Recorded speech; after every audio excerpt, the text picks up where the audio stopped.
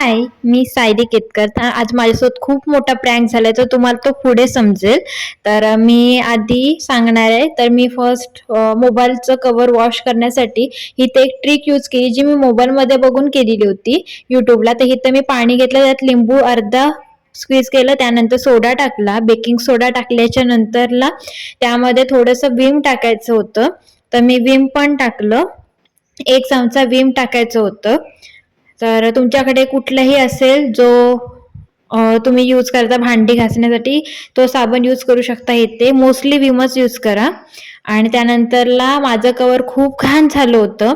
तर ते cover clean करण्यासाठी असा तो व्हिडिओ होता की त्यामध्ये व्हाईट सगळं होणार होतं, ते येल्लो कलर सगळ्यात जाणार होता. तर येल्लो कलर गेला नाहीच, पण थोडंसं क्लीन झालं ते कवर.